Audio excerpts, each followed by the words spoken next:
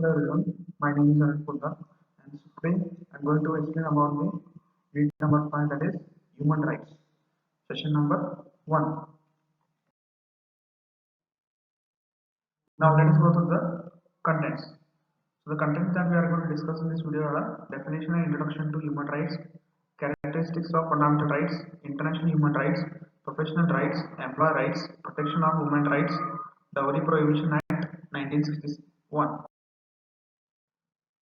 Now let us go to the definition and introduction to human rights.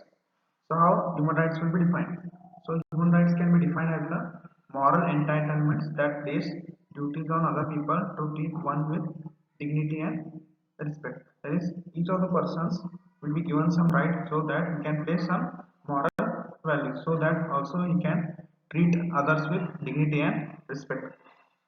So, human beings are rational beings by virtue of their human possess. That is, they possess some certain basic rights which are commonly known as human rights. So, these rights belong to them from their very existence. That is, these rights will come operate with their birth. That is, as soon as they take the birth, their human rights will be applied to them. So, human rights being the birth rights are inherent in all individuals irrespective of their caste, religion, sex and nationality. That is, human rights are applied to all the person irrespective of their caste, religion and nationality. Now we'll go to the characteristics of fundamental rights. Now the fundamental rights have the following characteristics. So these are integral part of the constitution. So whatever the rights are there, these are present in the constitution, or you can say written in the constitution. They are universal in nature, means they are applied to everywhere, that is all over the country. These are available to all citizens of India, that is all citizens will be having fundamental rights. These are comprehensive and detailed, that is these are detailed rights.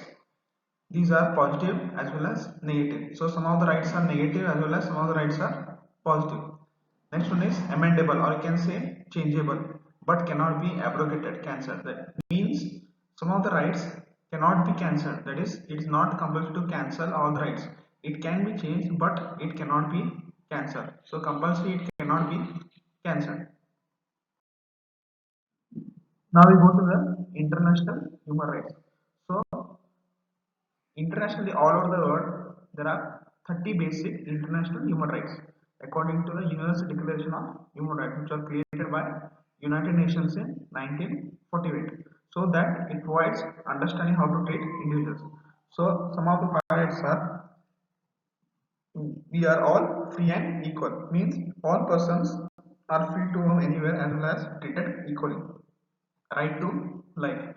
So every person has a right to live anywhere as well as any part of the world. Third one, no slavery, past and present. So no person should have a slavery from past as well as the present. No torture. So no person will be having to torture the other persons. We are all protected by the laws. So every person has a right to be protected by the laws. Now we'll go to the features of international human rights. So following are the main features of international human rights. So the first feature is prevention and punishment of crime.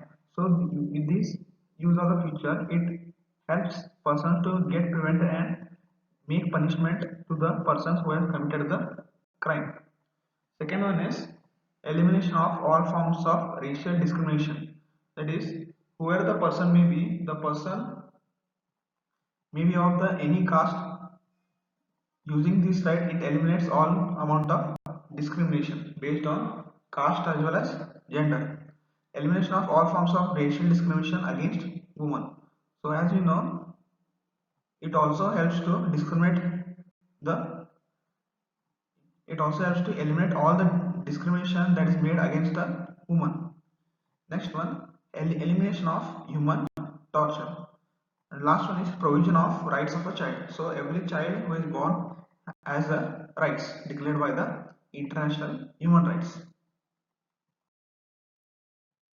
I'll go for professional rights. That is, these are the provision under professional rights.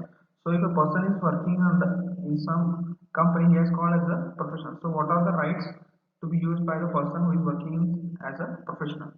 So first right is right to form and express professional judgment.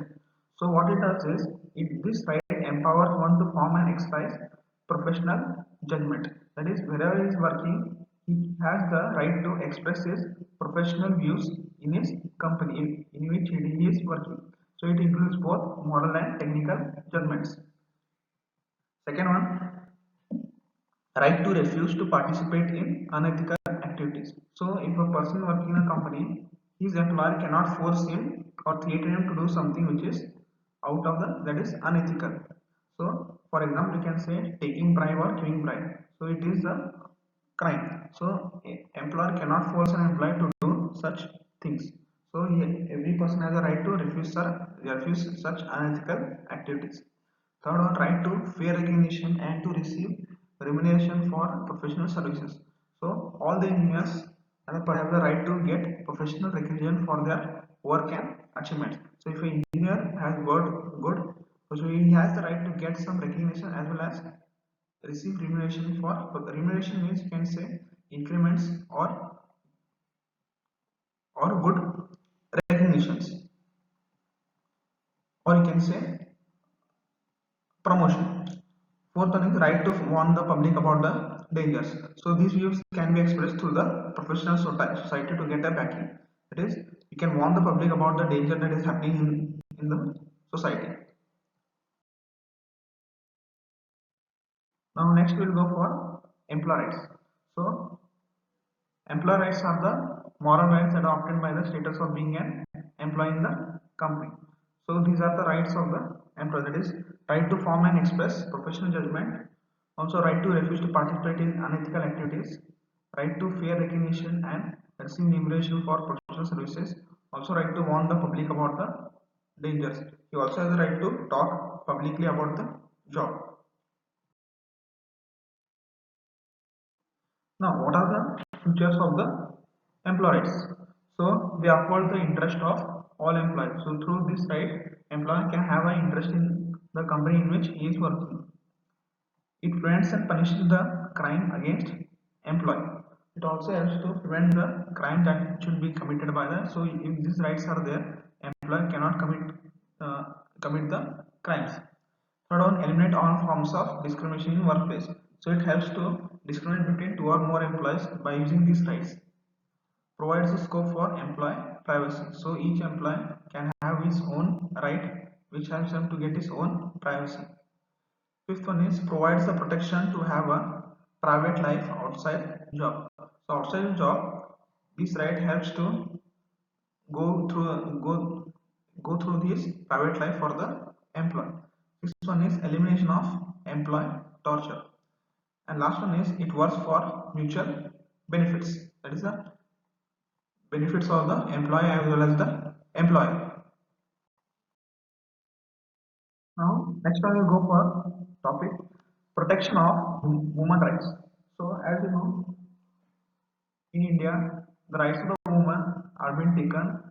So they have declared some women rights. So present status of women, as you know, is currently handling women empowerment as well as women and development. So some of the miseries that are faced by the women in 19th and 20th century were the child marriage, sati, and enforced widowhood. So which are known in ancient time.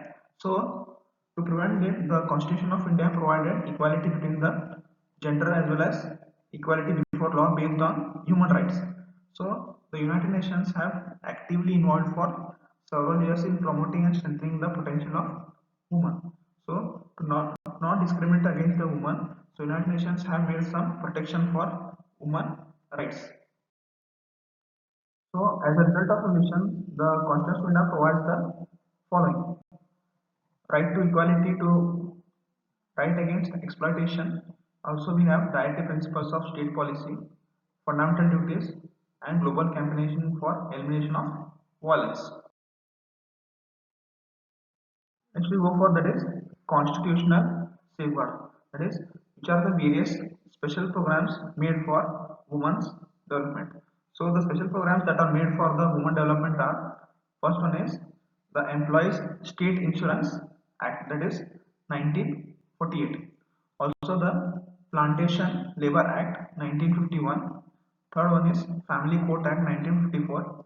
Also the fourth one is Special Marriage Act 1954. Fifth one is the Hindu Marriage Act 1955. Sixth one is the Hindu Succession Act 1956. Now, as you know, there is something called as a dowry. Okay, so dowry means any property or valuable security given indirectly or indirectly to for a marriage. So the bride people will give some property or valuable security to the groom people, to the other party of the marriage. But these type of things are causing more problems in India. So they made an act called as Dowry Prohibition Act 1961. So what it does is, by the parents of either party by or to any other person. So if any person is found to take dowry from the other party for the marriage, so the punishments that are done for taking dowry are, first one is penalty for giving or taking a dowry. So if any person gives or takes a dowry, he shall be punishable with imprisonment for not less than 5 years. So if he is found for taking the dowry, giving or taking, so he he will be have a punishment of imprisonment not less than 5 years. Also, he has to pay the, or if he takes more than 15,000 rupees as the amount of dowry, he will be imprisoned for not less than 5 years. Next one is penalty for demanding dowry. So if a person is demanding the dowry before marriage, so for the punishment required here is, if any person demands directly or indirectly from the parents, he shall be punishable with imprisonment for not less than 6 months. So before the marriage, if the person tries to demand dowry, so he will be imprisoned for not less than 6 months. Also, he will be put a fine which may extend to 10,000 rupees. This act applies to Indians without any consideration of caste or religion. So he may be of any caste or any religion. So this dowry act is applicable to throughout India. Thank you.